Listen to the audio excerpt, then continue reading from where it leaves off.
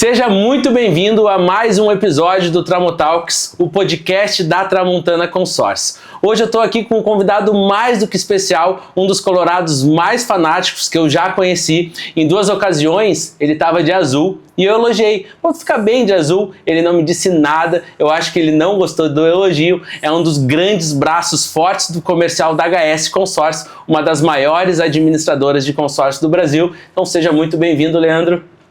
Obrigado, Edu. Tu sabe que essa questão do azul, né? Eu acho que deve ter tido alguma confusão ali com o marketing, alguma coisa para denegrir a minha imagem, para fazer com que viesse esse tipo de comentário posterior, esse tipo de piada, porque não era para ser. E o marketing veio e disse, ó, esse aqui é o teu look, esse é o look para a convenção. E eles não colocaram um, colocaram dois conjunto azul para nós apresentar na convenção. Acho que foi esses dois momentos. Na frente de todo mundo. De todo mundo, com mais de 1000 pessoas assistindo lá na convenção. Mas fora qualquer brincadeira. Cara, eu acho que tá na minha paleta de cores, viu?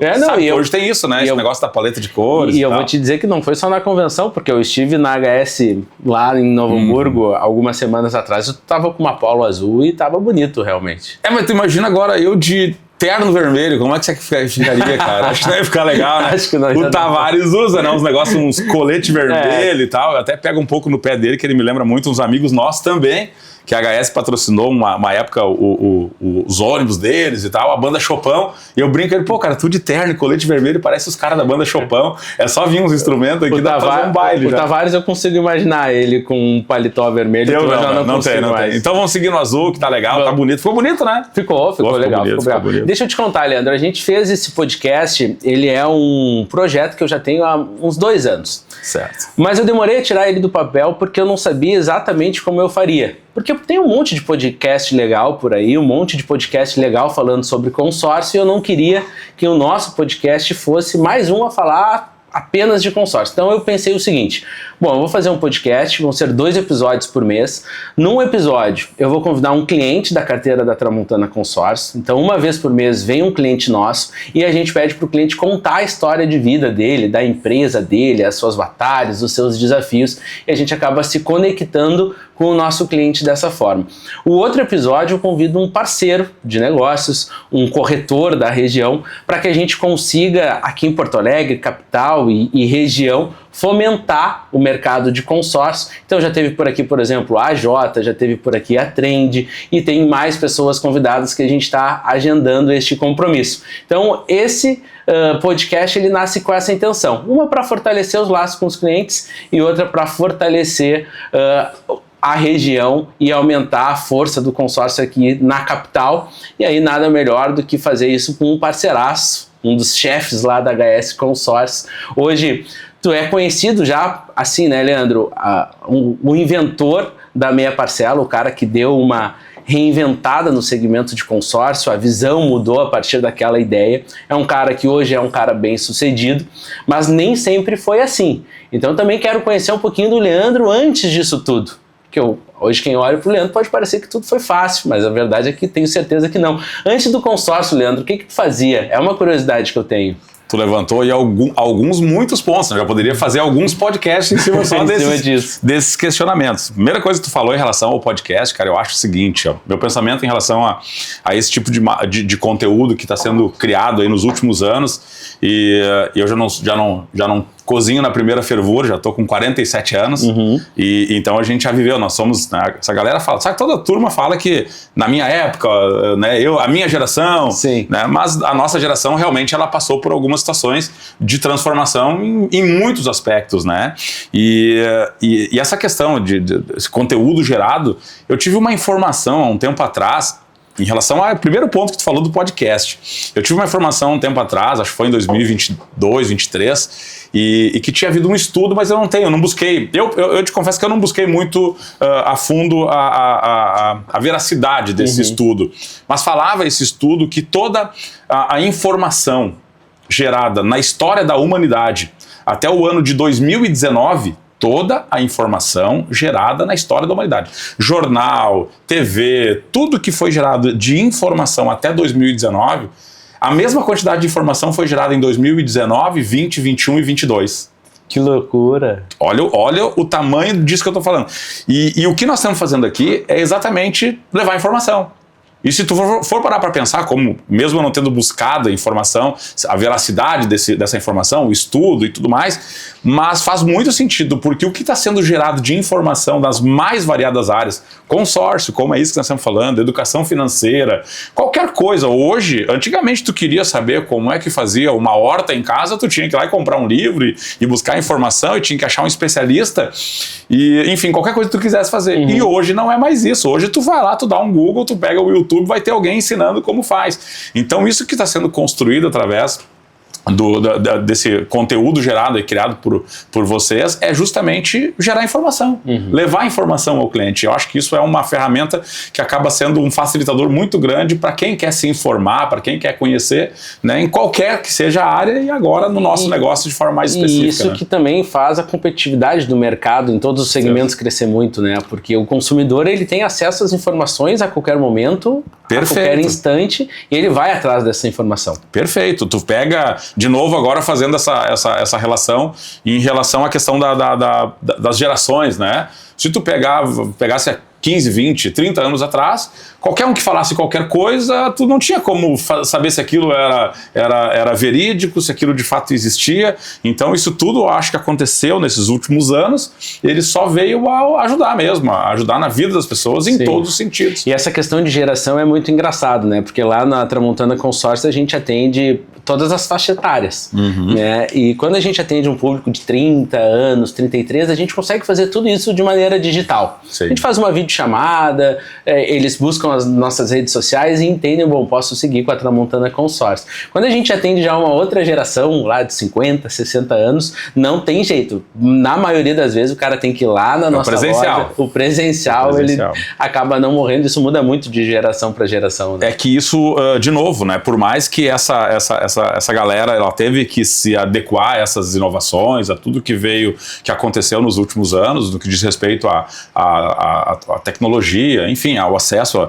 Tudo começou com o telefone na palma da nossa mão, né? Tudo começou com o Steve Jobs lá com o iPhone facilitando, que até então tinha aparelhos já anteriormente, mas tu não tinha a mesma facilidade de manuseio e tudo mais. Pelo menos para mim foi isso, e as pessoas que eu tinha um convívio foi exatamente ali na história do iPhone, 2007, talvez, 2008, onde tu tinha acesso a toda a informação. Então nós já estamos falando aí de indo para 20 anos aí com a tecnologia na palma da nossa mão. E como eu falei, aí claro, depois veio o YouTube, veio todas as ferramentas que acabam facilitando muito. Leandro, fugindo totalmente do que eu tinha imaginado aqui pro nosso papo, mas contigo acaba sendo mais ou menos assim, vai longe. Tu acredita que a pandemia tenha dado um avanço nesse sentido? Eu não digo tecnológico, mas jogou muitas pessoas para dentro da tecnologia, né? Eu me lembro que a Tramontana Consórcios já vinha, a gente sempre teve uma pegada mais digital desde o nosso primeiro ano. Quando chegou a pandemia, nós já estávamos teoricamente mais preparados, nós já estávamos fortalecidos naquele sentido. Mas eu lembro que na pandemia o que veio de gente que não estava no digital pro digital deu uma acelerada bastante nessa geração de conteúdo também. E se for pensar, tu falou em 2019, né? A pandemia desencadeia em 2020. Exatamente, certamente. Ao meu ver, a pandemia, sem dúvida nenhuma, fez com que muita gente que iria relutar muito mais para vir para essa questão tecnológica de fechar negócios à distância, a história do presencial, que é mesmo aquilo das gerações anteriores, né? Sim. Pô, tem que estar diante do cliente, mesmo com todo esse avanço tecnológico, com todas essas ferramentas que nos coloca diante do cliente, seja a distância que ele tiver de nós, claro que o pessoal ainda é aquilo, né? O off ainda é o off, né? Tu tá ali... Tem gente que não abre mão. Né? Não abre mão e tem também os seus benefícios de estar presencial. Tu consegue... Em muitas situações, daqui a pouco, passar um pouco mais de confiança, de passar um pouco mais de credibilidade. Então, acho que a mescla, a palavrinha que eu uso, não só respondendo essa pergunta, mas em muitas outras áreas da minha vida, é o equilíbrio, né? Quando tu consegue encontrar esse equilíbrio, para mim é o ideal. Mas certamente a pandemia foi, sem dúvida nenhuma, ela foi um instrumento que proporcionou, que direcionou, induziu as pessoas. Sim. E sabe que eu senti muito isso, assim, como eu te falei, a Tramontana sempre foi mais do meio digital. A gente está sempre lá muito bem posicionado. E de uns anos para cá, eu acho que a partir de 2023 para cá, eu senti falta do offline. Cara, o que nós vamos fazer também para estar mais perto dessa galera? E foi quando a gente começou a fazer mais eventos de network, mais congresso de vendas, porque acaba que o equilíbrio ele é importante também. Perfeito, perfeito. É que assim, ó, o online, tu tem capacidade de te colocar diante de muito mais pessoas que tu ia te colocar no offline, mas quem tem habilidades no offline, e quando ele sabe usar, ele consegue utilizar daí do online, aí, cara, e fecha total, assim, porque tu pega alguém que tem dificuldade em se relacionar, né, no one-on-one, ele não tem essa capacidade de se conectar aqui, se ele for somente no online, ele vai ter a mesma dificuldade ou até mais. Então, aquele que tem facilidade em se conectar, em se relacionar, em passar credibilidade, passar confiança, passar verdade, né, de forma presencial, se ele vai para o online, ele tem. E eu fui um cara que eu precisei sair um pouco da minha zona de conforto nesse sentido, porque eu sou mais reservado, né? Às vezes as pessoas me olham no Instagram, eu falo bastante, eu converso, mostro o meu time, mas acaba sendo parte do meu ofício. Eu, no meu pessoal, eu sou mais reservado, mas eu me dei conta que eu precisava também criar essas relações. Então, de um ano para cá, 1 ano e meio para cá, eu venho exercendo isso, mas ainda não é super natural. Até esse podcast aqui é um desafio para mim, ficar aqui batendo papo 1 hora e meia, mas a gente está conseguindo. Mas para de me enrolar, Leandro, me conta um pouquinho lá do teu começo, antes de chegar, porque não sei nem se tu trabalhou antes de trabalhar na Erval, porque eu não sei há quanto tempo tu tá lá. 25 anos, agora no dia 1º de março de 2025 eu faço 25 anos já de Erval. Né? O então consórcio Erval. Né? O consórcio não era nem HS. Não era nem HS. HS passou nós passamos a usar o nome HS Consórcio, que foi um grande desafio, em 2008.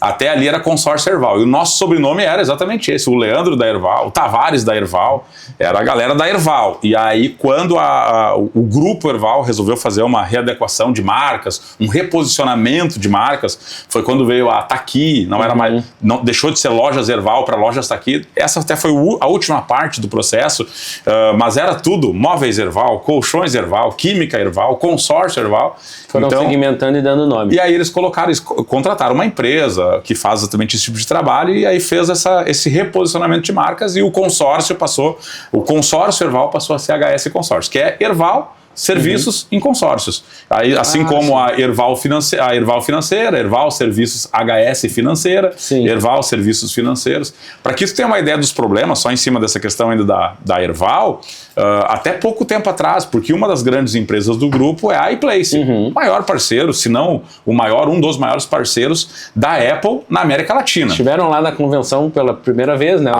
Exatamente. Essa empresa, essa estrutura de negócio, essa marca, a iPlace, que é do grupo Erval, ela é uma das maiores parceiras da Apple na América Latina, se não a maior. Outro dia nós tínhamos informação de que era maior, mas eu não acompanho, com 140, 130 e tantas lojas. E a iPlace, tu comprava um MacBook na iPlace, tu comprava um iPhone e tu recebia nota Madeireira Erval Limitada. Então, para que tenha uma ideia, o que era a Erval? Tudo era a Erval, né? E claro, hoje, né, a Global, serviços, enfim, mas são todas empresas do grupo Erval. Mas até então era o consórcio Erval. Eu comecei no ano de 2000, mas antes disso, né, o Leandro, né, nós conversamos sobre essa parte da história, né?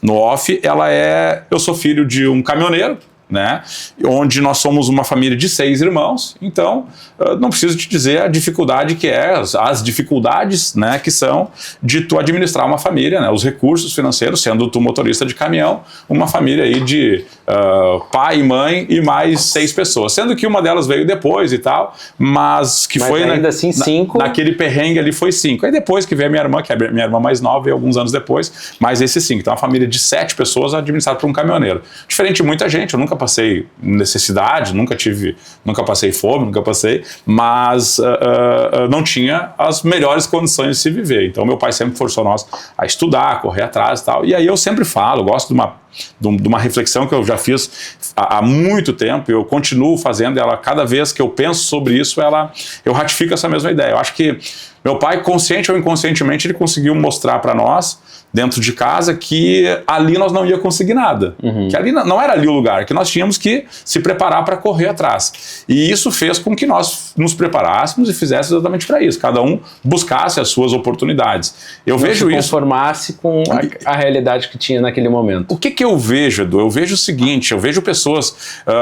eu acho que isso é uma consciência que tu cria, né, partindo do gestor da casa, dos pais, consciente ou inconscientemente, mas é uma consciência que tu cria nos filhos, que é aquela ideia, ou tu cria essa consciência de que ali tu não vai ter e tu tem que correr atrás, ou tu cria, não, é aqui que tu vai estar tranquilo, e aí cria as pessoas um pouco de forma um pouco mais acomodadas. Isso é comum tu ver, muitas vezes, em pessoas que não têm uma boa condição financeira, criar isso num filho. É aquele rapaz com 45, 50 anos de idade, entrando de mão dada, vamos falar em que é mau caráter isso, mas eu vou que muitas vezes tem uma razão de ser. O cara com 45, 50 anos de idade, entrando de mão dada com a mãe de 70 para pegar um empréstimo consignado numa loja de crédito consignado para pegar o troquinho que a senhorinha ganha ali de aposentadoria. Cara, pode que, obviamente que tem a questão do caráter, mas pode que esse filho entendeu que aquela mãe ali era a bengala dele e ele levou isso até o fim. Claro que eu peguei um caso aqui, um exemplo, né, muito extremo, mas é mais ou menos isso, quando tu vê muitas vezes um filho acomodado, com dificuldade de ter a iniciativa, de correr atrás, e aí tu vê em outras situações, tanto pessoas que têm um poder aquisitivo maior ou nem tanto, que o pai consegue fazer o contrário. Cara, eu tenho, mas é meu e tu vai correr atrás. Ele consegue dar condições para o filho, mas sempre criando aquela condição, aquele pensamento no filho, no subconsciente, ó, cara, eu tô te dando aqui, mas tu tem que correr atrás. E isso o meu pai conseguiu fazer, né? O meu irmão, tem um irmão meu que acabou virando caminhoneiro também, mas eu tenho outro irmão que é empresário também, que tem um negócio dele, uma empresa muito próspera na área da hipermeabilização,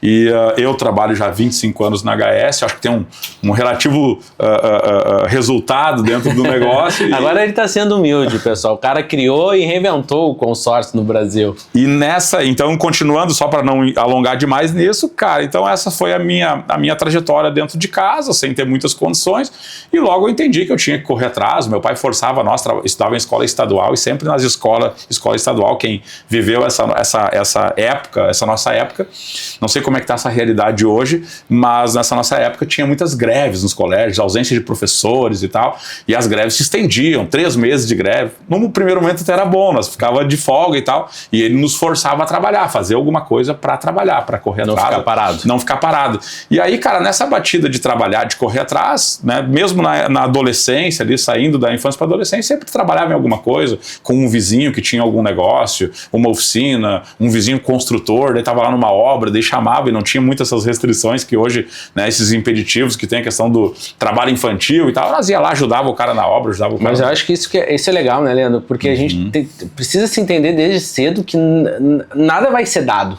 Tudo que a gente vai conseguir vai ser conquistado. Perfeito. Senão a gente começa a postergar muito esse início, imaginando que tudo vai ser muito fácil. A verdade é que não. A gente precisa desde cedo entender que é batalhado.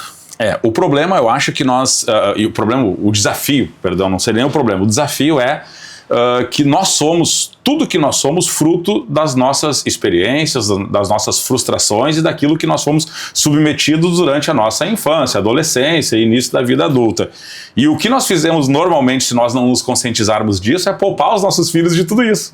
Então, certamente, eles não vão ter essas experiências, essas dores, essas frustrações, e algumas delas são muito necessárias para o desenvolvimento deles. Então, esse, para mim, já é um dos primeiros grandes desafios, e pode ficar aí um recado, uma dica, é a gente se atentar em relação a isso. A gente poupa os nossos filhos, poupa os nossos, né, daquilo que foi o que nos transformou nas pessoas que nós somos hoje. Então... E tu fala com muito mais experiência de causa, né? Porque eu fico pensando aqui, eu ainda não sou pai. Sim. Mas agora o Leandro tem uma vida mais confortável, fruto de 25 anos de muito trabalho.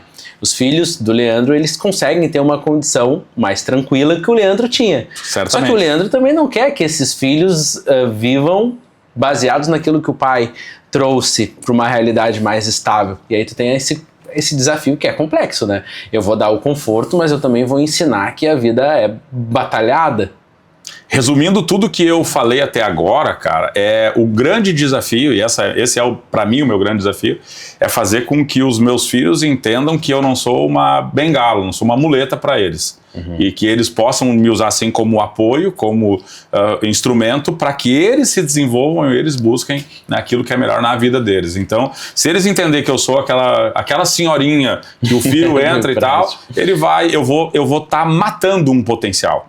Esse para mim é o grande ponto, porque a gente eu percebi ao longo desses muitos anos de reflexão em relação a isso, pessoas muito bem sucedidas financeiramente e na vida e nos negócios, e tu vai conversar, e os teus filhos? Pois é, estudaram em escolas boas, estudaram nisso, mas um não faz nada e o outro não quer nada com nada, tipo, e aí tu vai conversando, tu vai entendendo, muitas vezes, obviamente, né, alguém vai vir discutir, né, e tomara que venham, né, os haters, né, não, mas não é bem assim e tal, que, isso é caráter, isso é não sei o que e tal, mas eu penso que pode ter sim uma participação, né, de quem tá dando esse norte, tá dando esse direcionamento pro filho, para fazer com que ele entenda que, não, aqui tu vai ter o conforto, aqui tu vai, isso tudo inconscientemente. Né? É um papel de orientador e de incentivador, mas também tem o papel do exemplo, né? Por exemplo, na minha família, as coisas também não foram fáceis enquanto eu me desenvolvia como criança e como pré-adolescente.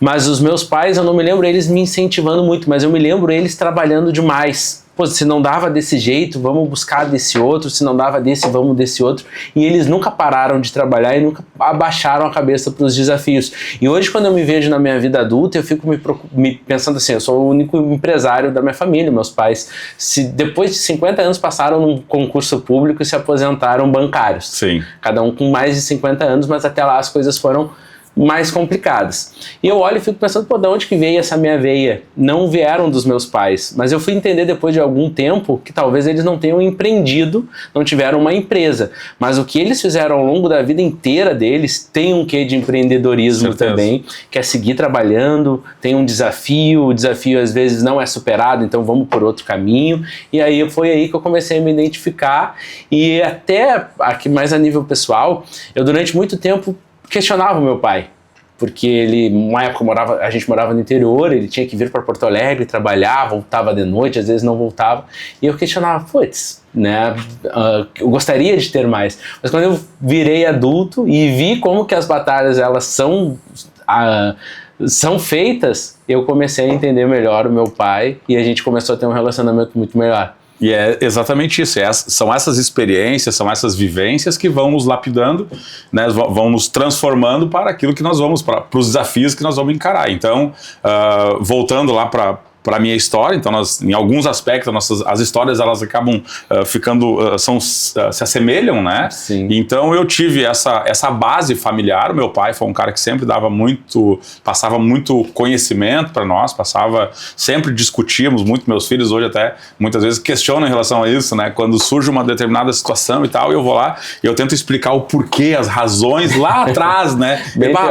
Veio o cara explicando lá o negócio e tal, e o meu pai tinha também muito disso. E isso é o que vai nos lapidando, é o que vai nos forjando para o que a gente vai encarar na vida. Então tinha essas questões de o valor do trabalho, como tu mesmo disse, então tinha as greves do colégio, o pai forçava nós, o vizinho ali está numa obra lá e ele está precisando de alguém para ajudar, e nós ia lá, ajudava o cara na obra, ajudava o cara na oficina, ajudava o cara em algum trabalho, sempre tinha essa coisa. Então o que aconteceu? Com 18 anos eu trabalho numa concessionária de veículos, né? Até ela tem inclusive um consórcio, essa mesma rede, essa empresa, tu vê, perdeu um profissional de consórcio, né? Eu comecei numa empresa de uma concessionária, trabalhando na oficina, na assistência técnica dessa oficina, e em dado momento, eu fiquei 3 anos nessa empresa, em dado momento ela teve uma situação de colocar alguns produtos para venda, onde ela incentivou o pessoal da assistência técnica, que eram os nossos times, a vender esse produto. Eu estou falando bem especificamente do Vectra, do lançamento do Vectra, isso lá em 97, em 96, quando tinha o acionamento automático dos vidros do Vectra e tal, Sim. E tinha alguns modelos que não vinham com esse acionamento. E aí ela colocou uma condição, olha, quem vender esse produto ganha um valor a mais aqui e tal, e pode oferecer para o cliente quando estiver fazendo um serviço no carro. E aí tinha ali o pessoal e colocava, e quem era para oferecer o serviço era o rapaz que fazia a recepção do veículo, que passava para nós fazer o trabalho lá na oficina. E eu comecei a olhar aquelas ordens de serviço, tudo, e o cara não tinha vendido nada, e eu comecei, né, chamei, tinha uma certa intimidade com ele, o nome dele era Cláudio, chamei o Cláudio, tu ofereceu para esse pessoal esse equipamento e tal, e aí ele não tinha oferecido, tinha esquecido, porque ele estava na função de vendedor, mas ele não era vendedor, né? Então ele estava, mas não era. Eu digo que ele, como recepcionista, era uma das funções dele ser vendedor, vender serviços, vender equipamentos e tudo mais para os carros. E aí eu comecei a questionar ele, e ele não, faz o seguinte, quem sabe tu oferece para o cliente. Né? Vê quando o cliente vier, daí tu oferece. Ele jogou para ti. Ele jogou, na verdade, deixou para quem quisesse, né? Cara, eu comecei a pegar aquelas ordens, todos os serviços, todos os carros que tinham em revisão, então a concessionária, para quem não tem muita noção em relação de como é que isso funciona, a concessionária, ela vende lá 100, 150 carros novos, não sei qual é o volume de venda hoje, ela vende e esses carros todos têm uma revisão recorrente. A revisão dos 10 mil, dos 20 mil, dos 30 mil, então já tem uma previsibilidade de revisões que são feitas nesses carros que foram vendidos 0 km pela concessionária. E esses carros todos vinham, e aí não tinha esse equipamento, e eu comecei a oferecer.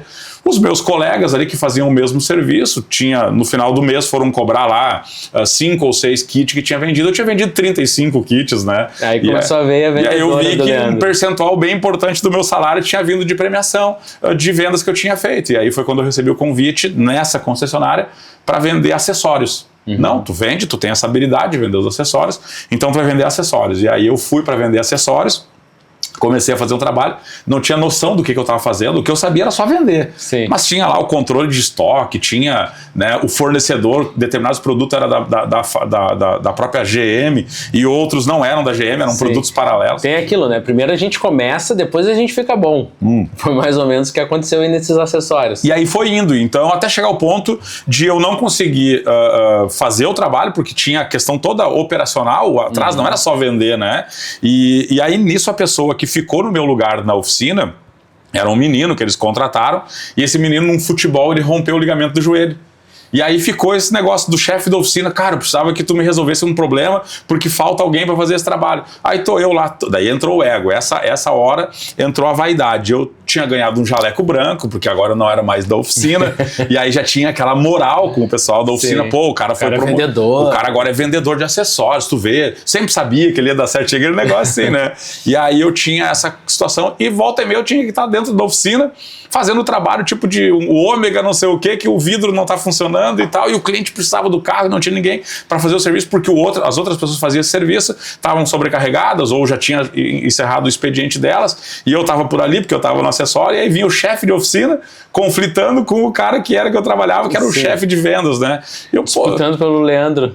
Na verdade, não era nem disputar, porque o cara das vendas, vai porque ele não tá vendendo nada agora mesmo. Quem ficava ruim para mim. Aí naquele momento, imaturidade, né, qualquer coisa assim, aí eu tive uma discussão em certo momento, chamei o encarregado aí, que era encarregado de peças e de oficina, e aí tinha abaixo dele o chefe de oficina, que era quem me chamava.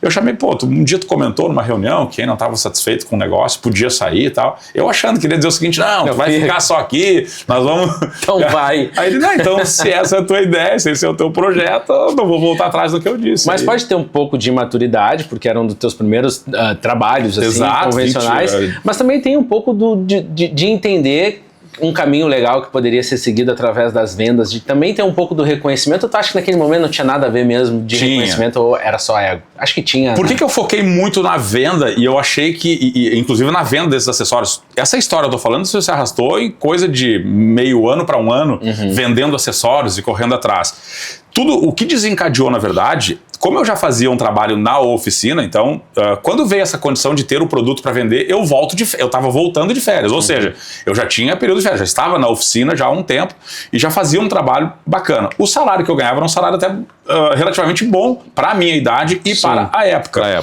Eu vou falar em valores, nós estamos falando isso em 96, 97, era alguma coisa em torno de 950 mil reais por mês, era o meu salário. Sim. O salário mínimo era 400 reais por mês. Então era uma renda. Era bom, 2 salários e alguma coisa. Né? Então vou falar dinheiro de hoje, 3 mil e alguma coisa. Uns 4 mil reais. Uns 4 mil, um salário bom. Sim. Né?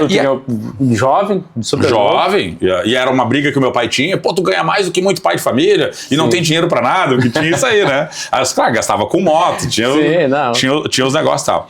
Então eu trabalhava na oficina.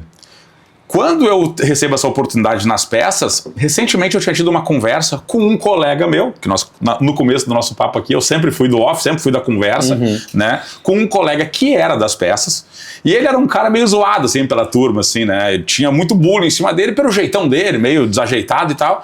E um dia eu conversando com ele, lembro do meu salário na casa de R$1.000, e um dia eu e ele conversando, e ele era vendedor de peças, nós conversando e tal, e eu, cara, me diz uma coisa, quanto é que tu ganha?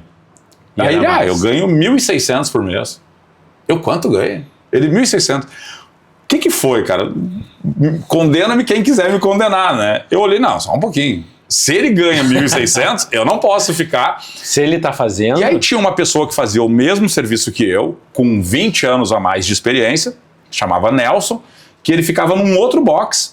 E esse Nelson tinha 20 anos a mais, e a minha referência era que o Nelson era um cara muito legal, um cara prestativo, um ser humano extraordinário, e eu olhava pro Nelson, e o Nelson tinha um carro, que era um carro tipo legal, mas um carro e tal.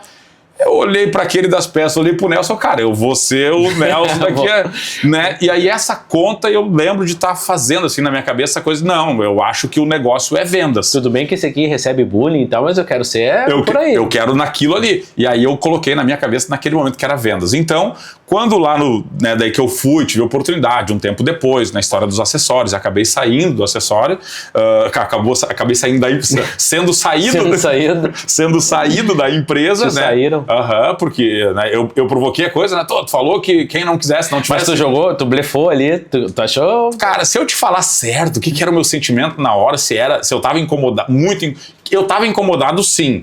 Agora eu não vou saber te dizer hoje se naquele momento seria, né, excesso de preciosismo, o meu sentimento na época, não lembra, né? Cara, eu lembro de eu estar incomodado porque tinha esse negócio, pô, tô lá com o jaleco, daí me chama pra fazer serviço nos carros, aí eu tenho que voltar, daí me chama aqui nos acessórios, daí, porque o meu contato eu queria muito mais com o pessoal das vendas de carros novos, que era eles que me chamavam, né, ó, acabei de fechar um negócio de um Vectra, atende o cliente aqui junto, entendi. E tal.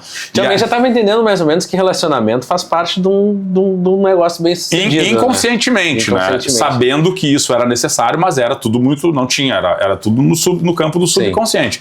E aí ali, quando eu saio dessa empresa, né, não preciso citar o nome, mas é uma empresa que tem consórcio, que tem revendas Chevrolet no Vale dos Sinos, né? Então, uma conhecida empresa nossa. Quando eu saio dessa empresa, ali eu tinha tido um contato com o consórcio, porque como eu tinha tido contato com esse pessoal da venda de carros novos, tinha também as equipes de consórcio nessa empresa. E eu olhava ali, eu até conto no treinamento, que ali, primeiro entendimento que eu tive sobre consórcio e por sinal negativo, foi naquele momento. Porque eu olhava aquelas pessoas e elas me passavam três coisas assim que eram muito negativas, né? Não me passavam confiança, me passavam... Enfim, tinha algumas questões que eu falo, inclusive, no treinamento sobre isso. Era um contato, por mais que eram pessoas que eu me relacionava com eles, mas eu nunca tinha me interessado pelo consórcio, muito pelo perfil deles, né? Eles não eram compradores, eles não gostavam. Tanto da forma de se posicionar, quanto na forma de se apresentar e apresentar o produto. Então ali eu entendi...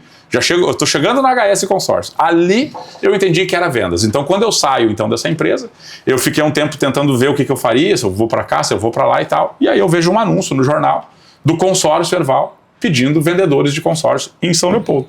Né, queria abrir uma unidade de negócio e tal. Hoje tu falou agora, eu vi no jornal, hoje em dia, lembrar de classificados que tinham as vagas para se buscar emprego. Algumas pessoas vão assistir isso e vão pensar, como assim? Como assim viu no jornal? Como assim no jornal tinha vaga para emprego? O classificados de domingo da Zero Hora era mais grosso do que a Zero Hora. Inclusive também tinha anúncio de consórcio numa época. Tudo, né? Anúncio de tudo, né? Na verdade, o que tu queria buscar, o que tu precisasse, qualquer coisa, tu queria instalar uma antena da Sky na tua casa, tu ia ver. Hoje se compra Zero Hora, não tem mais, né? Não sei, digital, acho, né? Eu não me lembro agora de ter, acho que até um tempo atrás... Pô, o pessoal da Zero Hora vai vir pra cima de nós com essa aí, hein? Pô, cara, como é que vocês não sabem se vende? Olha aqui, vende tanto... Não sei, não tenho nem ideia. O jornal de papel... Não, tem. O Tavares recebe Correio do Povo lá no escritório. E aí tem.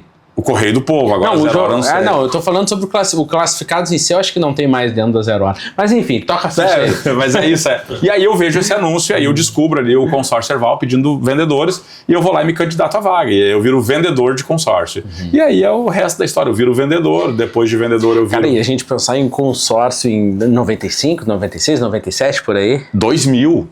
Quando eu comecei 2000. Foi 2000, sim. Mas foi um mato a ser desbravado também, né? Porque já existia o consórcio, já tinha esse entendimento, mas ele de longe não é o que é agora, né? Cara, muita coisa, muito disso que tu tá falando, o consórcio carrega até hoje. Alguns preconceitos, o entendimento do pessoal em relação ao produto consórcio, ou o desentendimento em relação ao produto, a desinformação em relação ao produto consórcio, vem desde lá de trás, e muita culpa das administradoras de consórcio, muita culpa dos profissionais de consórcio, né? Então, o que acontecia naquela época? Claro que era muito mais. Nós tínhamos, só para que tu entenda rapidamente o momento que era em 2000, o Banco Central veio assumindo o sistema de consórcio, a fiscalização, a normatização do consórcio, não com lei, e sim com normativas, desde ali do meio do começo dos anos 90, 93, 94. Aí eu lembro de ter uma circular, que era uma circular que assustava as administradoras de consórcio. Mudaram os prazos das coisas todas, né? Não, a circular 2766, que colocava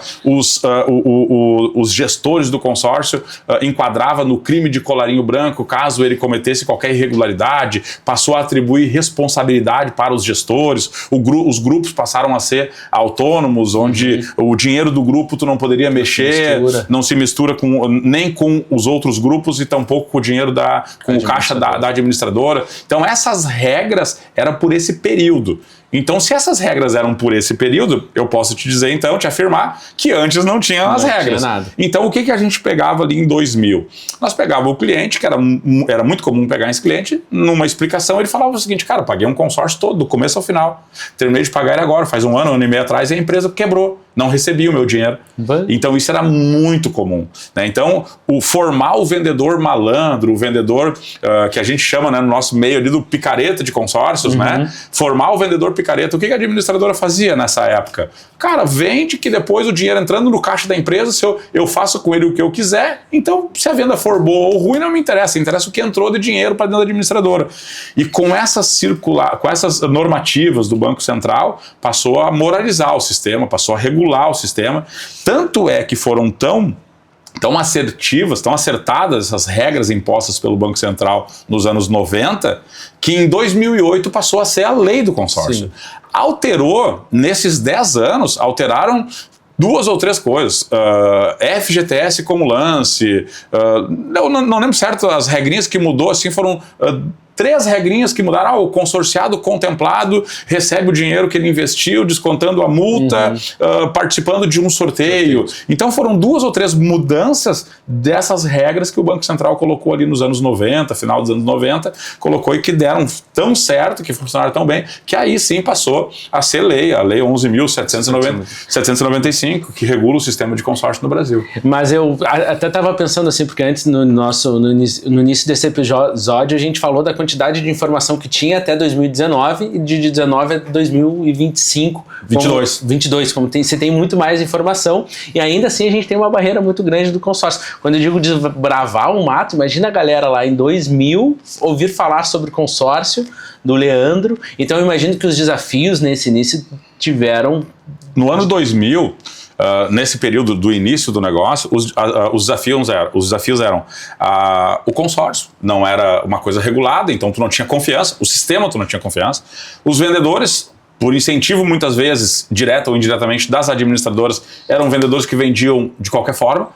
Quando passou a ter essa regulação, sistema, não vale mais a pena para a administradora uma venda de má qualidade. Porque ela vai ter que pagar comissão, o dinheiro é do grupo, ela só ganha a taxa administrativa, ou seja, tem que ser uma venda bem feita. Então, as condições impostas pelo Banco Central moralizaram e fizeram com que a administradora se tornasse correta, os vendedores corretos, o vendedor que não é correto sai do mercado. Então esses eram os desafios, mostrar que tu não era... E foi varrendo um monte de administradora. Aí foi varrendo, porque a administradora não conseguia trabalhar de forma correta. Então tu tinha essa questão da falta de confiança, né, dos consorciados no negócio, falta de confiança nas administradoras, falta de confiança nos vendedores. Isso a gente foi construindo ao longo dos anos, mas os desafios eles continuaram vindo, se não mais esses, os outros. Hoje, vamos pegar hoje, nós estamos falando de 2025, então nós estamos falando aí de quantos anos depois da lei, né? 20 e tantos anos depois, quase 20 anos depois da lei, mas a lei é 2008, mas já vem a regulamentação de antes. Então vamos falar em 30 anos de um negócio regulado, um negócio que tu não tem mais problemas e tal. Tu tem hoje uma situação que para mim hoje é um dos maiores problemas dentro do consórcio e acaba criando um preconceito muito grande por quem não conhece o negócio.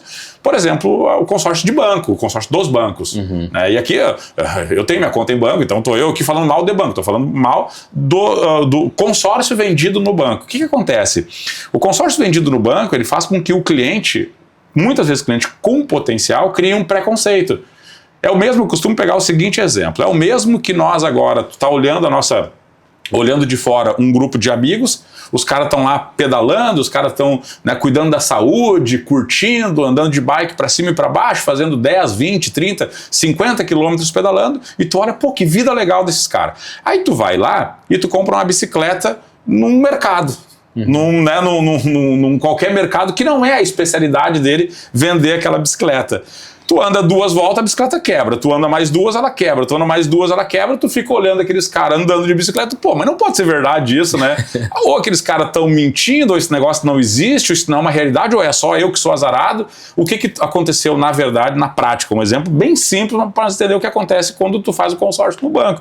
Tu fez um negócio com a pessoa errada, no lugar errado, nas condições erradas, e não tem nada de... né? E muitas vezes ela não vendeu o consórcio, ela vendeu outra coisa e o consórcio foi atrelado ali na negociação como um atingimento de meta que tinha que ser cumprido também. E aí tu escuta o cara que tem condições de pagar, de investir, esse camarada ele vai lá, não, eu já pago 5 consórcios, mas não é bom isso aí é bom para quem vende, isso é só bom para quem... Aí ele cria aqueles preconceitos, mas tu comprou errado. É o mesmo que o cara da bicicleta olhar a galera andando de bike lá e dizer o seguinte, não, isso aí não é verdade, esse negócio dessas bikes aí. E eu até dou uma passada de pano pros profissionais bancários, porque é um portfólio. E aí entra também no que tu disse, eu passo pano, mas concordo contigo. É um portfólio imenso de coisas que tem que vender. É o financiamento, é o seguro de vida, é capitalização, é empréstimo bancário, consórcio, outros títulos todos. Não tem como ter um conhecimento aprofundado de todas essas coisas no detalhe. Mas por trás ainda tem uma pressão muito grande para que essa galera bata a meta. Perfeito. Então daqui a pouco fez um capital de giro para um empresário, investir na sua empresa, pô, eu vou te ajudar, mas me ajuda aqui também fazendo esse consórcio. Aí o cara não sabe nem do que se trata, não sabe para que serve, só sabe que está pagando e não está tendo nada de retorno. Perfeito, e aí entra aquele... Eu peguei o exemplo da bike, da bicicleta, mas tu pode pegar o exemplo do seguro. Seguro tu faz com quem? Seguro tu faz com o corretor. Então tu fazer o negócio com o especialista da área faz toda a diferença. E eu percebo, para mim é muito claro isso, de novo, falando sobre os pré-conceitos ou os conceitos, né, que as pessoas têm em relação ao negócio. Então lá atrás eram uns e hoje são outros. Hoje é esse, para mim hoje um dos mais fortes é esse. O cara, ele tem um pré-conceito ou um conceito já definido, cara, para mim não é bom isso. É o mesmo que o cara da bike, dizer o seguinte, cara, para mim isso não é legal. Tá, mas tu comprou nas condições... tu foi no Carrefour, comprou aquela bicicleta ali que tava parada, 18 marchas, e quer acompanhar o cara que tá fazendo mountain bike. E aí tu tá achando que, cara, às vezes pagou até o mesmo preço ou até mais caro por ter comprado no lugar errado. Então, essa de novo, só mudou no momento, né? Em cada momento mudou os seus... Um desafio que a HS Consórcio, o Leandro, não tem agora é de fechar grupo. Sim. Mas uma época, eu peguei uma carona contigo, a gente foi almoçar, eu, tu, Verdade, eu Tavares, eu peguei carona contigo. E aí tu me falou como era uma loucura para fechar um grupo. Sim. Não sei, acho que eu posso falar. Chegou um momento que tu falou que tu teve que comprar cota. Sim. Deixou a tua esposa de cabelo em pé em casa, porque era uma vida batalhada. O salário do mês foi para pagar parcela de consórcio para fechar grupo. Para fechar grupo. O que acontece? De novo, aí nós estamos falando do início da HS Consórcio, início do consórcio Erval. Dá para dizer que nós tivemos pelo menos 2 momentos dentro do consórcio, dentro da HS Consórcio. Um momento foi até 2006, até a questão da meia parcela, que talvez nós vamos chegar nela logo em seguida, né? Vamos falar sobre isso, né? Mas antes de 2006, sim, nós tínhamos uma dificuldade muito grande em fechar grupos. Então a Erval, ela nos... vamos voltar lá para minha infância, para minha adolescência, o que o meu pai construiu, conseguiu criar ajudou a construir dentro da minha personalidade, de buscar oportunidades, de buscar condições, de correr atrás. E a gente entendeu, pelo menos eu entendi, certamente muitas pessoas que estão até hoje dentro da HS, Tavares é uma delas, entendeu que dentro do consórcio, da HS Consórcio, dentro da Erval, era uma oportunidade. Então o que a Erval nos deu? Uma oportunidade. Uma oportunidade de ter um produto sério, uma empresa séria, um grupo sólido. Mas não tinha o produto consórcio sólido, consistente. Então, cara, lança o grupo, o que vocês quiserem lançar, a gente faz, só que agora é com vocês. Então lançar grupos era uma decisão nossa do comercial.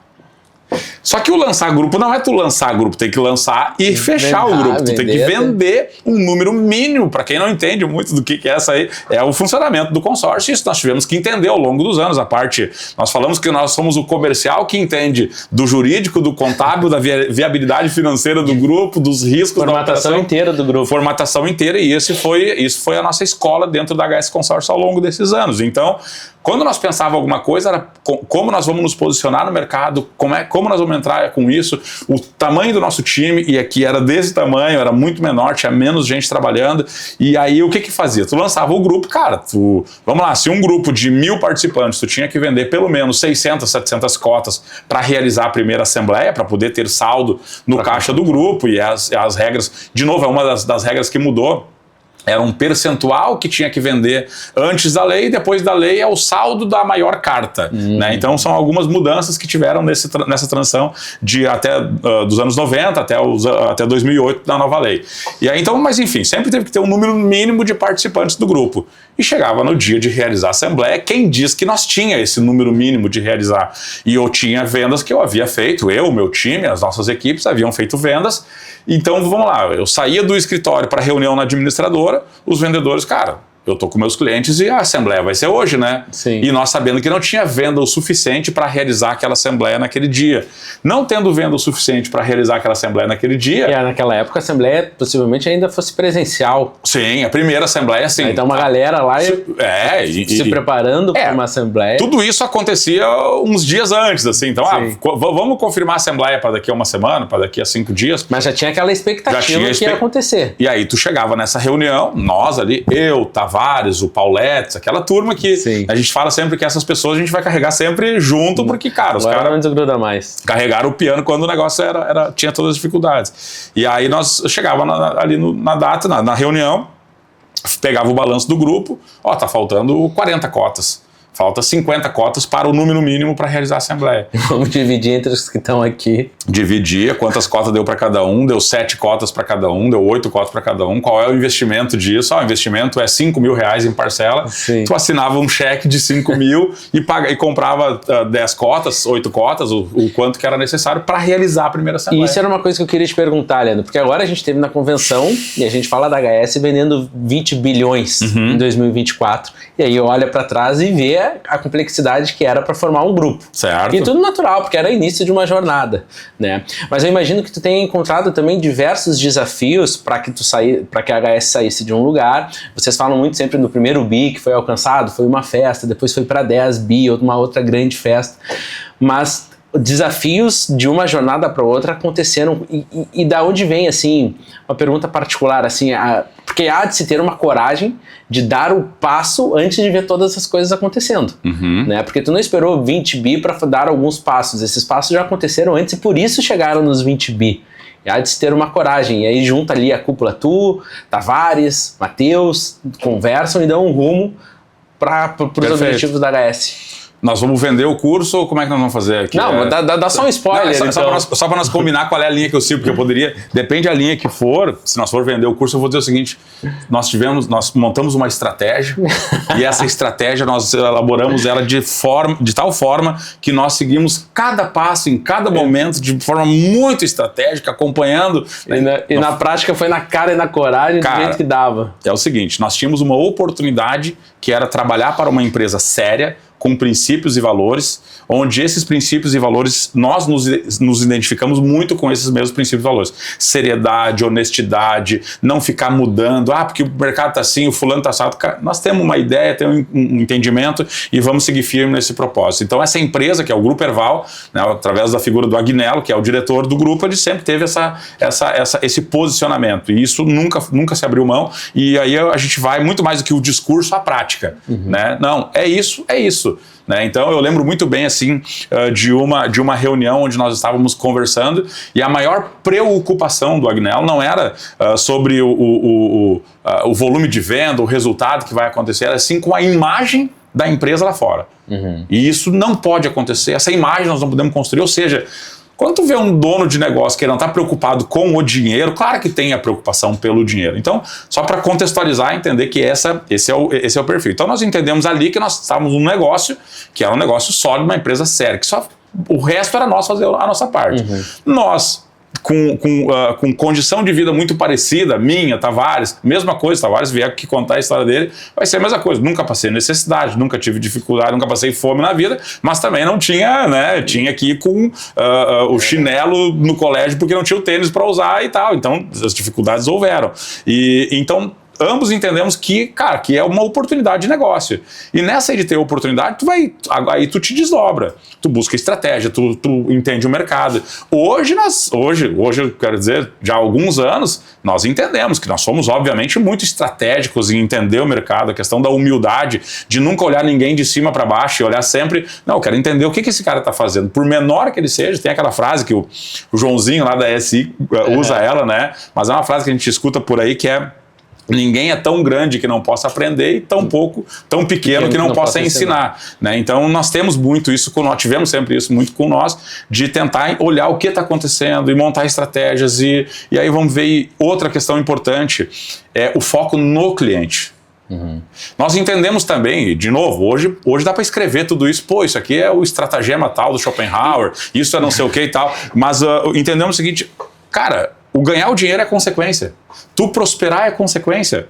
Então, tudo coisa que nós já usávamos lá atrás. O esperto é tu ser certo. E foi criando uma marca forte. E foi criando uma identidade. E esse foco no cliente, agora eu preciso saber de ti, porque eu sei que foi tu que criou a Meia Parcela, mas foi a partir desse foco no cliente, de tentar entender um pouco o mercado, de flexibilizar esse planejamento do cliente que surgiu a Meia Parcela. Foi nisso que tu pensou? O que tu pensou naquele momento? Não vamos nunca esquecer. Nós estamos numa oportunidade. Eu tenho uma oportunidade de crescer nesse negócio, de me desenvolver e de prosperar.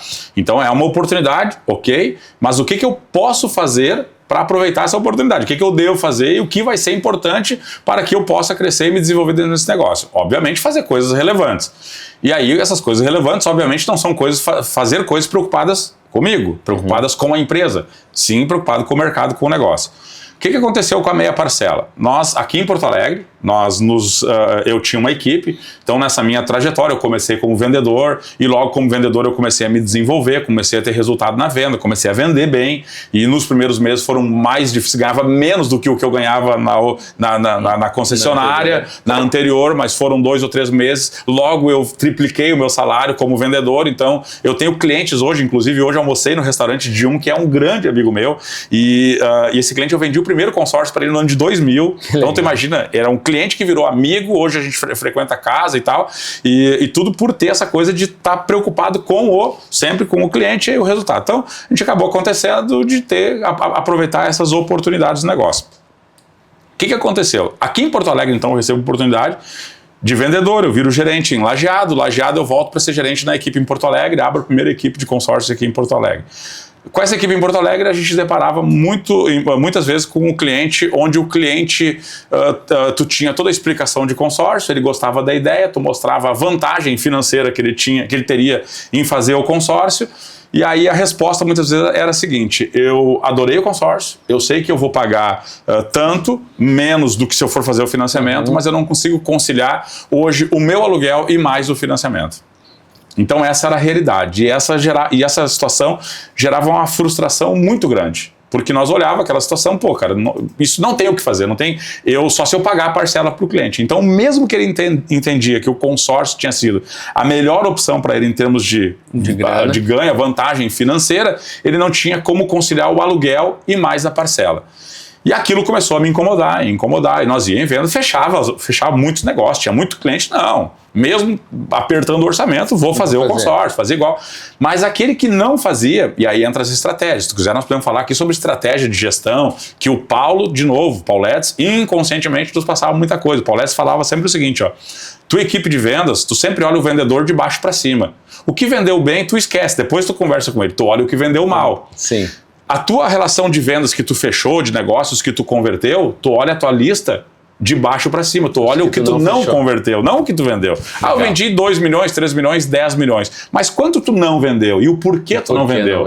Então essas estratégias nós já tinha no ano de 2001, 2002, 2003, com o Paulo vindo, porque nunca tava nada bom. Sim. Ele vinha para coisas que se explora e se fala muito agora. Muito agora. Assim, hoje, pô, isso é isso é o... Métrica, vamos metrificar. É isso aí. E aí, cara, e a brincadeira nossa era sempre pegar a lista, né, de clientes, de negócios, de possibilidades de negócio, a lista de vendedores, ou do que quer que seja, e tu virar ela. Era sempre simples. É só tu virar para baixo. Então, é daqui para cá que nós vamos olhar. Então, eu nunca olhar, pô, olha aqui, o Edu vendeu tanto. Eu não quero saber do Edu. Que não vendeu. Eu quero saber os que não vendeu. E aí, isso nós já tinha isso intrínseco, essa coisa de olhar o que não deu certo. Né? O que deu certo, deixa ali. O que não deu certo. Claro que também tem que olhar para o que deu certo para continuar e tal. E nessa do olhar no que não deu certo, cara, o problema era a parcela. Era o dinheiro, o cara não tinha condições de conciliar. Comprava a ideia, mas não tinha como tirar o dinheiro. E a frustração era muito grande, porque nós usávamos de argumentos que para nós fazia muito sentido, e porque eu faço o consórcio pensando nisso e eu vendo com o mesmo pensamento. Seja para investimento, seja porque é mais barato do que fazer um financiamento, seja para o que for, seja pensando em aposentadoria, eu primeiro uso eu como, como modelo. Cara, para mim isso faz muito sentido. Então quando eu olhava o cara e nós usávamos o argumento seguinte, amigo, tu vai ter o financiamento bancário, 30 anos comendo na mesa contigo. Tu vai deixar de oferecer para tua família, para o teu filho, daqui a pouco uma faculdade, e tu nem vai saber o porquê, mas é por essa opção tua de hoje. Botava o cara a pensar... Mas, de novo, se isso fazia sentido para mim, eu não estava fazendo isso pura e simplesmente para vender, eu falar, e tanto é que o que eu falo hoje como argumento, eu falo o que faz sentido para mim. Quando eu falo pro cara que investir, se eu me perder, tu me ajuda a voltar nela, tá? Quando eu falo pro cara que investir, pô, tem que investir, o consórcio é uma opção inteligente de investimento, porque se ele contempla a tua carta, tu pode vender e essa rentabilidade é muito superior ao que o mercado oferece. Eu falo isso porque eu tenho investimento em banco, eu tenho investimento numa XP, onde eu tenho lá um valor importante, e esse valor importante ele fica sempre na mesma, né? É aquela velha história, tem aquela piada que é o amigo que comprou o porco junto com o outro, é sempre o meu lado do porco não engorda, né? Só engorda o lado dele, né? E é mais ou menos isso que tu vê. Então, quando eu falo, cara, por viver essas experiências. Quando eu falo que o consórcio é melhor do que o financiamento, é porque eu me vejo nessa situação de tu não poder oferecer certas coisas para os teus filhos ou para tua família em detrimento de uma decisão tua em algum momento. E é muito importante trazer essa consciência, né? Porque as pessoas não têm, que daqui a pouco o que está faltando desse lado aqui vem por conta dessa decisão errada de um financiamento apressado. Cara, tu sabe, lembra aquela experiência do colégio, aquela experiência de ciências do sapo na panela de água quente? Não vou me lembrar. Não. Tem uma experiência que fala sobre que tu coloca o sapo, né? Tu coloca uma água quente na panela, joga um sapinho dentro, o sapo pula dela, né? Tu pega a mesma panela de água fria, coloca o sapo dentro e liga o fogo. Ele fica até morrer ali dentro, porque ele não percebe. Então na nossa vida não é muito diferente disso. Ah, porque eu não tenho condições de oferecer uma vida legal, uma condição legal para minha família. Ele nem sabe por que isso acontece. E isso foi por uma decisão lá atrás. Sabe a história das incompetências consciente, incompetência inconsciente? Tem essa parte. É uma incompetência inconsciente. Eu nem sabia que eu tinha que ter feito isso. E é uma...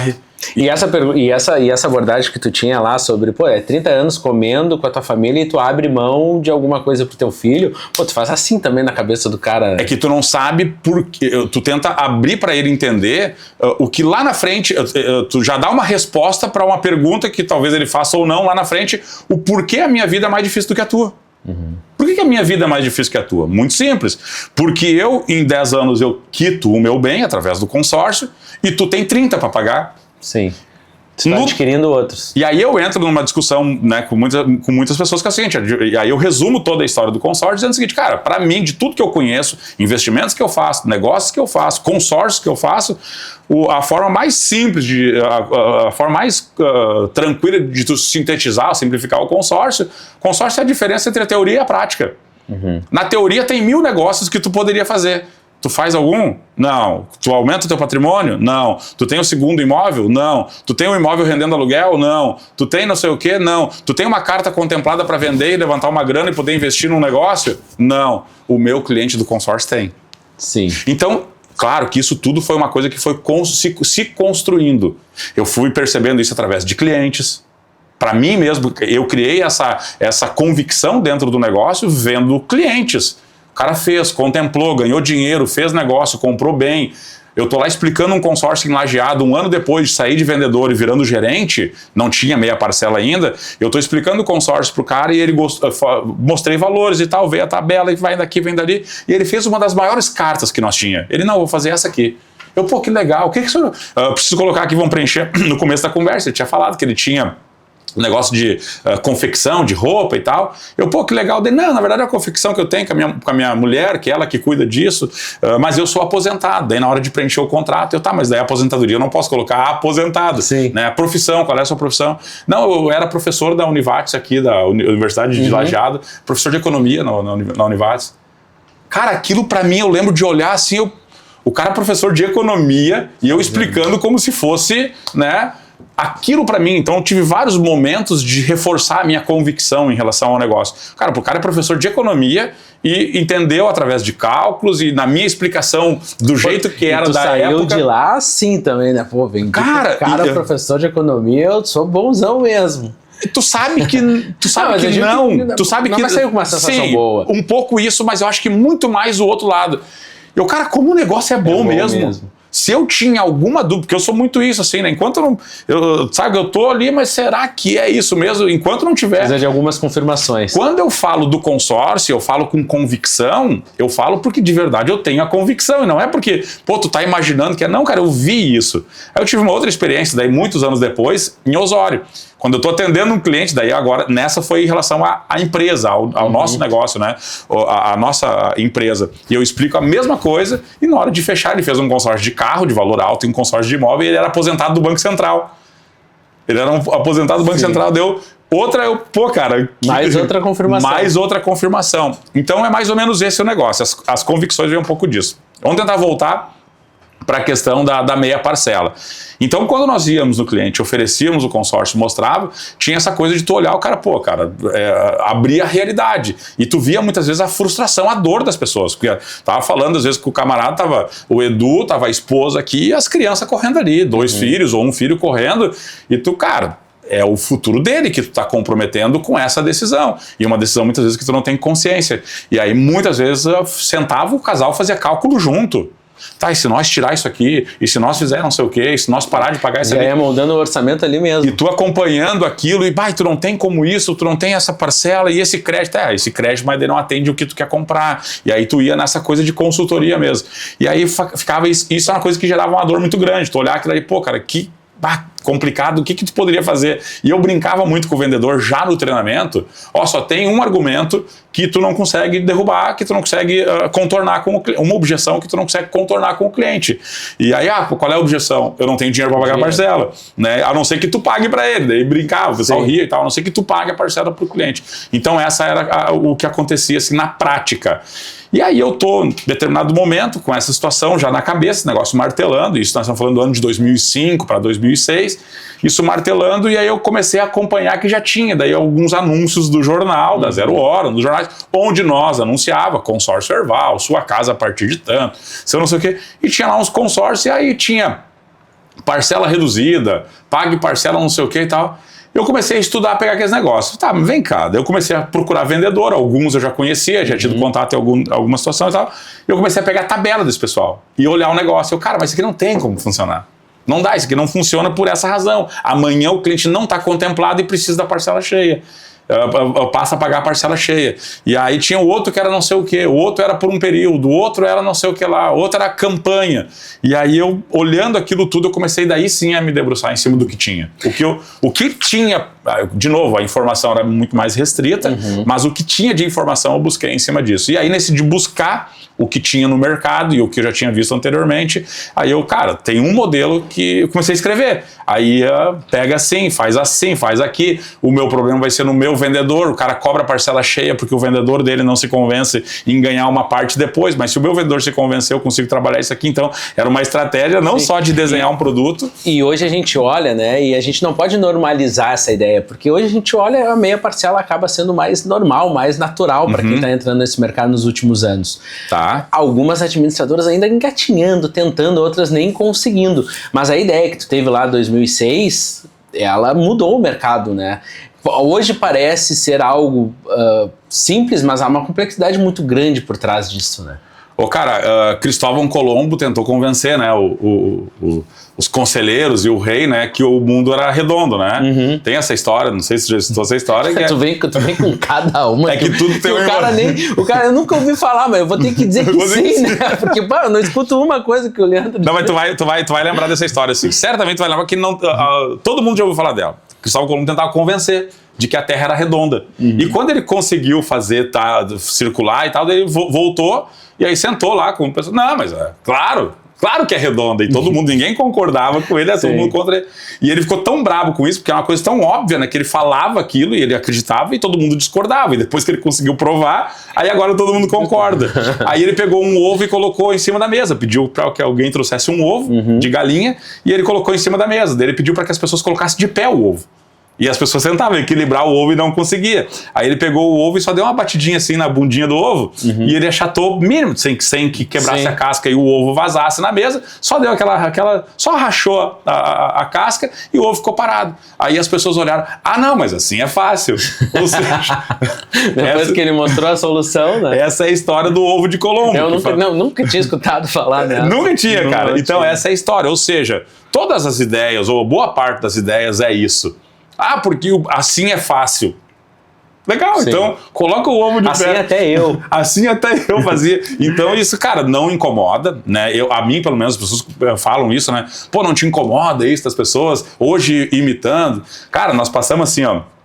Então nós tínhamos dificuldade de lançar, de completar grupos até 2006. Quando foi desenhado o modelo de meia parcela, e às vezes a gente fala sobre isso, Tavares, um dia eu converso sobre ele também sobre isso. Daí tu teve a ideia da meia parcela. Não, nós brigamos pela meia parcela, não foi ideia, porque fala ideia, parece o seguinte, ó, pô, teve uma ideia da meia parcela, a Erval disse o seguinte, pronto, foi. Que baita ideia, aqui não, nada, não. Teve que convencer uma galera. Briga, primeiro convencer o time de vendas, a galera de comprar a ideia, porque, cara, tu vai levar um benefício pro teu cliente, o teu cliente vai comprar, investindo tanto, ele vai ter tanto, e vai ter todos esses benefícios, tu vai vender muito mais do que tu venderia se não tivesse a meia parcela, ou seja, os desafios de vender para a equipe de venda. Junto com isso, os desafios de vender para a HS. A Erval comprar. Dificuldade, foi. Tavares comprou a briga logo no começo. Num primeiro momento ele relutou. Pô, como é que faz se não der certo isso? Como é que... Não, nem era isso. Se a gente lança isso e não dá certo, como é que volta a vender parcela integral depois? Essa era a dúvida dele. O Tavares não tem como dar errado e consegui convencer ele nesse sentido. Ele comprou a ideia, ele passou a brigar pelaquela ideia com quem tinha que brigar e até que foi e deu certo. Lançamos o grupo. Então, só para te entender de números, vou falar, não parece que é números soltos, mas não, é bem mais fácil de entender. O primeiro grupo de imóvel da meia parcela foi o grupo 1000. Até o grupo 1012 era uma dificuldade de lançar grupo e fechar grupo. Do 1000 ao 1012, ou seja, 12 grupos com extrema dificuldade de fechar grupos. O primeiro grupo meia parcela foi o grupo 1013. Quando nós lançamos o grupo 1013, todos os grupos anteriores tínhamos dificuldade, tinha que comprar cota, tinha que fazer sacrifício, tinha que fazer não sei o que, tinha que isso, tinha que aquilo. Legal.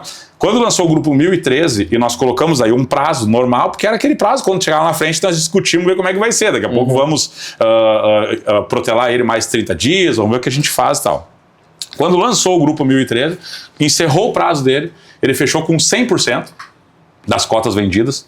E tem essa discussão, foram 120, 130, 140 contratos, tinha 100 e tantos contratos esperando para o grupo 1014 ser lançado. Ah, já tinha fila de espera. Tinha fila de espera para o 1014. E ali foi uma virada de chave dentro do negócio. Então, ali nós entendemos que nós passamos a atender o cliente que era aquele cliente que não tinha, que queria realizar o sonho. Voltaram naqueles clientes todos e venderam. E foi... E deixa eu te perguntar, Leandro, a gente falou um pouquinho do Leandro do passado, Leandro do presente, para a gente ir dando desfecho para o nosso podcast. O que tu espera para o consórcio em 2025 e para o consórcio pensando em 5 anos daqui para frente, até mesmo para o Leandro, é aquele momento de desacelerar ou ainda tem muito para queimar? Tu sabe que as minhas respostas nunca são tão objetivas quanto tu fez ela agora, né? Edu, em relação ao mercado de consórcio, infelizmente a economia brasileira, do jeito que ela anda, muita gente acaba se prejudicando, muita gente acaba passando por muitas dificuldades pela economia, pelas condições da economia, mas para nós do consórcio, quanto mais difícil for o acesso ao crédito, quanto maior as taxas de juros, para o cliente, principalmente o consumidor, acaba sendo muito interessante. E também para o investidor. O investidor, ele investe em consórcio porque ele vai ter para quem vender a carta contemplada e ainda podendo cobrar valores maiores do que ele cobrava anteriormente. Eu costumo dizer, quando vinham me perguntar sobre política, para vocês, quem é que é melhor ganhar? Lula ou Bolsonaro? Cara, para nós, infelizmente, é o seguinte, o consórcio dá para trazer para a história do advogado. Quanto mais litígio tiver, se não tiver ninguém discutindo o contrato, não tem por que existir o advogado. Sim. Se não tiver, então o consórcio é mais ou menos a mesma coisa. Quanto maior for a restrição de crédito, quanto maior for a dificuldade das pessoas acessar o crédito para realizar seus sonhos, seus projetos, quanto maior for o custo desse crédito, para o consórcio acaba sendo mais interessante. Mas também em momentos de economia estável, o consórcio também foi muito bom, porque as pessoas, vão fazer um planejamento, uma programação e tudo mais, então acaba sendo interessante em ambos os cenários. Então, tentando ser objetivo na resposta para a tua pergunta, indiferente para nós o cenário, para nós o consórcio sempre vai ter o espaço dele, o consórcio sempre vai crescer. O melhor exemplo disso foi a pandemia, quando nós achávamos, um mês nós não vendemos, nós fechamos, não teve assembleia naquele mês, e nós tínhamos uma meta, para quem não participou disso, nós vendemos 4,2 bilhões em 2019.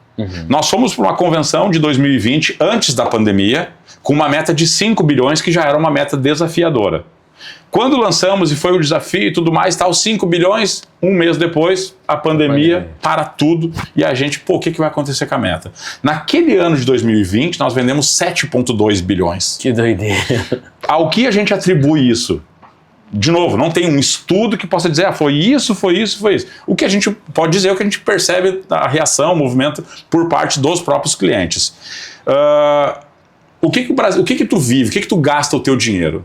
Em experiências, em acumulação. Ou tu vive experiências, o restaurante de Gramado, o fim de semana na serra, o fim de semana na praia, tu curte, tu aproveita, tu vive experiências, ou tu vive acumulação. Guarda ali uma parte do teu dinheiro para um terreno, para um apartamentinho, para quando tu precisar, isso aqui servir para que te resolva a vida em alguma situação. O que nós percebemos? Que as pessoas nesse momento da pandemia entenderam que experiência é muito legal, mas eu tenho que guardar alguma coisa no que diz respeito à acumulação. Eu tenho que fazer reservas. E até porque muitas pessoas, muitas áreas, muitos setores passaram por muitas dificuldades, mas saiu com mais tranquilidade aqueles que tinham as reservas, que tinham as suas economias. E essa galera entendeu que, então entendendo tudo isso, eu tenho no consórcio essa opção de fazer como ferramenta de acumulação, de guardar uma grana, de garantir o meu futuro. Eu costumo dizer que ninguém morre porque não conheceu Gramado, porque não conheceu a Serra, porque não conheceu o Nordeste, porque não viajou para fora do país. Ninguém morre por isso, mas as pessoas morrem por não ter o dinheiro, que seja vendendo um bem que ele acumulou durante a vida, que seja uma reserva que ele fez. Ele morre porque ele não tem dinheiro para pagar um plano de saúde, ele morre porque ele não tem dinheiro para pagar um médico particular, ele morre porque ele está sofrendo pela questão financeira, entrou em depressão, porque ele depende de alguém, que alguém não está tão ali com ele e tal. Então, tu fazer as tuas reservas é muito importante. As pessoas entenderem, a pandemia foi isso. Então, a pandemia só ilustra ela é o ápice para nós pegar como referência extrema, né, de dificuldade ou de movimentos sociais que nós possamos ter, econômicos, sociais que nós possamos ter nos próximos anos, né? E existem diversas análises que dá para ser feitas. Eu falei esses dias em live que a geração Z agora começa a encontrar uma fase adulta e querendo conquistar os seus bens, e é uma galera que está com um olhar mais crítico em relação a como se faz isso. Ela se depara com um financiamento muito caro, ela vai para o consórcio. Então isso é uma tendência, porque a geração Z começa em 95. Então é uma galera agora com 27, 28, 29, 30 anos que começa a olhar isto. Eu também vejo, por exemplo, grandes players do mercado entraram para o jogo ano passado, né? Você falou muito da XP, da BTG, mas eu tenho observado, Leandro, que eles fizeram anteriormente um movimento interno de venda para aquela galera que já estava na carteira, e agora eu vejo eles começarem a fazer um movimento externo também, de ir buscar um público fora daquela corretora que eles operacionalizam. E aí, a terceira análise que eu fiz é justamente sobre a economia, a taxa Selic. Na última reunião do Copom já aumentou 1%, a previsão é que aumente mais 1% na próxima, e a tendência é que passe de 15%. E aí, para quem quer crédito, o consórcio acaba sendo a opção imediata para essas aquisições e para esses investimentos, pensando na venda da carta contemplada. Então, para 2025, a gente pode esperar bastante otimismo no setor, né, Leandro? Certamente. Tu pega o custo do consórcio nunca mudou.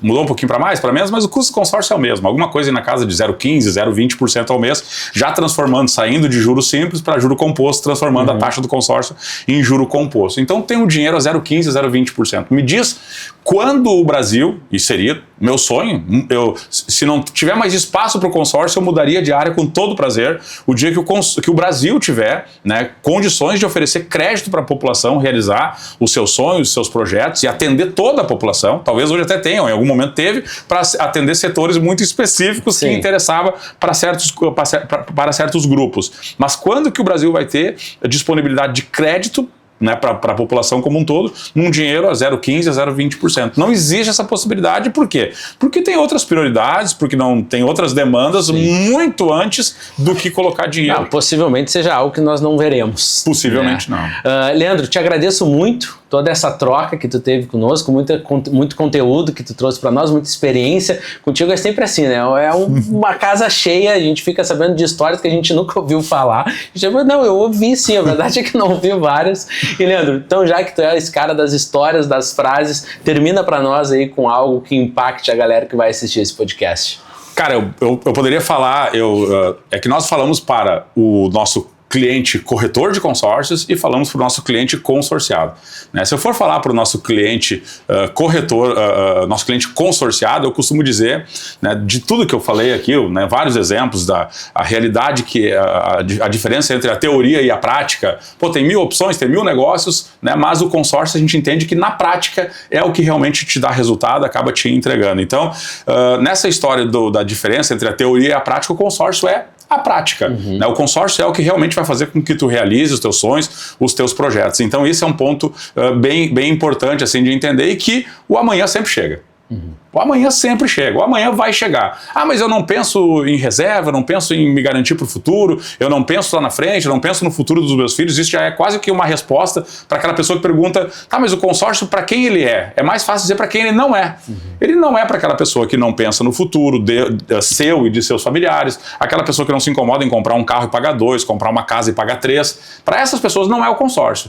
Aquela pessoa que não pensa em reforçar a aposentadoria para ter uma estabilidade financeira lá na frente, porque afinal de contas o amanhã sempre chega. E para os nossos parceiros de negócio, nada supera, né, o foco e a sequência. Se tu estiver focado no teu negócio, se tu mantiver uma sequência de trabalho, tu vai conseguir performar e tu vai conseguir ter resultados. Sempre esse foco e a sequência de trabalho voltando para o que é melhor para o teu cliente, voltando para o que é melhor para o consorciado.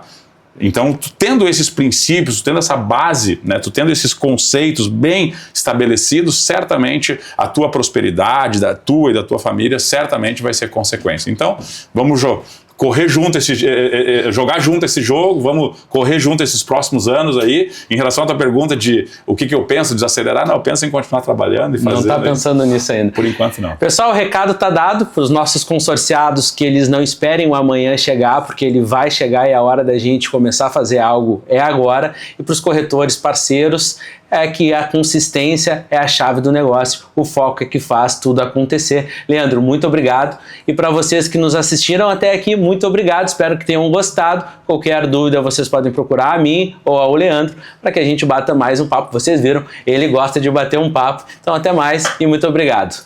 Valeu. Valeu, Leandrão.